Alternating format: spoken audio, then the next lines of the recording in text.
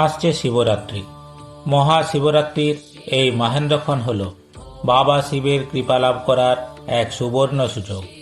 এমনিতেই আমরা সকলে জানি যে বাবা শিব হলেন এমন এক দেবতা যিনি খুব অল্পতেই সন্তুষ্ট হয়ে থাকেন, তাই তো তার আরেক নাম আশুতোষ।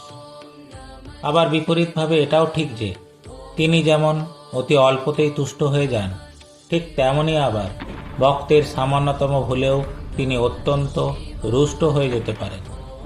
তাই এই মহাশিবরাত্রির দিন বাবার কৃপা পেতে আমরা কি কি করব, আর বাবা যাতে রুষ্ট হয়ে না যান তার জন্য কি কি করব না, আসুন এখন সেই বিষয়গুলি জেনে নেওয়া যাক। বাবা ভোলানাথের কৃপা লাভ করতে হলে মহাশিবরাত্রির দিন প্রথমেই যে কাজটি করতে হবে সেটি হলো এই দিন অতি অবশ্যই সূর্যোদয়ের পূর্বে শয্যাত্যাগ করতে হবে। সব থেকে ভালো হয় ঘুম থেকে উঠেই আপনি যদি মনে মনে বাবা শিবকে স্মরণ করে তার কাছে প্রার্থনা করে এই কথা বলেন যে যেন তার কৃপায় আপনি এই শিবরাত্রির ব্রতটি সফলভাবে পালন করতে পারেন, যেন এমন কোনো কাজ না করে ফেলেন যার কারণে বাবা শিব আপনার উপর রুষ্ট হয়ে যান। দ্বিতীয় যে কাজটি করবেন সেটি হলো চেষ্টা করুন এই দিনটি সম্পূর্ণ উপবাস করে কাটাতে। একান্তই যদি না পারেন তাহলে ফল, জল ও মিষ্টান্ন খান। তাতেও যদি অসুবিধা হয় তাহলে অবশ্যই নিরামিষ আহার গ্রহণ করুন। মাছ, মাংস, ডিম, পেঁয়াজ, রসুন, মসুর ডাল প্রভৃতি এই দিন ভুলেও খাবেন না। তৃতীয় কাজটি হল সকাল সকাল স্নান করে শুদ্ধ বস্ত্রে বাড়িতে যদি শিবলিঙ্গ থাকে তাহলে বাড়িতেই সঠিক নিয়ম মেনে বাবা শিবের অভিষেক করুন।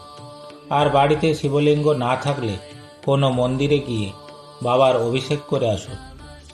দুধ, ঘি, দধি, গঙ্গাজল, চন্দন, মধু বা পঞ্চামৃত সহযোগে বাবার অভিষেক করা উচিত। তবে মনে রাখবেন বিভিন্ন উপাদানে অভিষেকের বিভিন্ন সুফল প্রাপ্তি হয়ে থাকে। যেমন দুধ দিয়ে অভিষেক করলে দীর্ঘকালীন সুস্থ জীবন ও দীর্ঘায়ু প্রাপ্তি হয়। মধু দিয়ে অভিষেক করলে দুঃখ ও জটিল সমস্যা নিবারণ হয়। ঘি দিয়ে অভিষেক করলে রোগ থেকে মুক্তি মেলে। দধি বা দই দিয়ে অভিষেক করলে সন্তান প্রাপ্তি হয় ও সন্তানের মঙ্গল হয়। চন্দন দিয়ে অভিষেক করলে দুর্ভাগ্য দূর হয় ও ভাগ্যের উন্নতি হয়। আর পঞ্চামৃত দিয়ে অভিষেক করলে ধনসম্পত্তি প্রাপ্তি হয়। অভিষেকের বৈদিক মন্ত্র যদি আপনার জানা না থাকে তাহলেও অসুবিধা নেই। ওম নমঃ শিবায় বা বাবা শিবের যে কোনো নাম মনে মনে উচ্চারণ করতে করতে বাবা শিবের অভিষেক করুন, একই ফল পাবেন। চতুর্থ কাজটি হল বাবা শিবের মাথায় বেলপাতা বা বিল্বপত্র অর্পণ।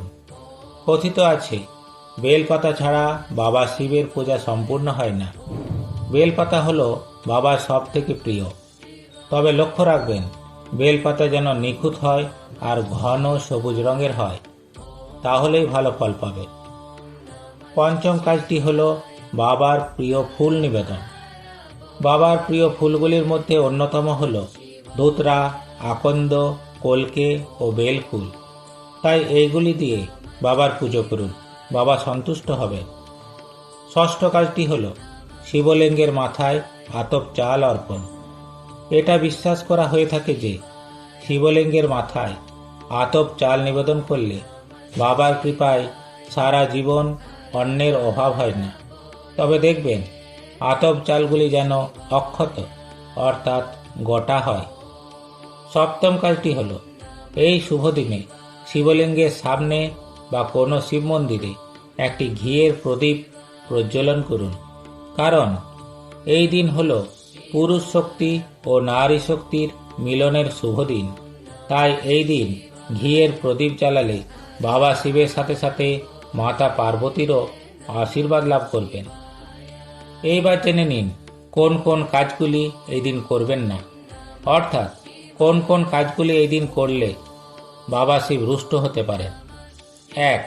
ভুলেও কখনো শঙ্খের জল দিয়ে বাবা শিবের অভিষেক করবেন না। 2. শিবলিঙ্গে কখনোই সিঁদুর লাগাবেন না। 3. বাবা শিবকে কখনোই তুলসী পাতা নিবেদন করবেন না। 4. ছেঁড়া ও অপরিষ্কার বেলপাতা শিবলিঙ্গে অর্পণ করবেন না। 5. শিবলিঙ্গে ভুলেও কেতকী ফুল নিবেদন করবেন না। 6. শিবলিঙ্গে কখনোই অশুদ্ধ ও নোংরা জল ঢালবেন না। 7.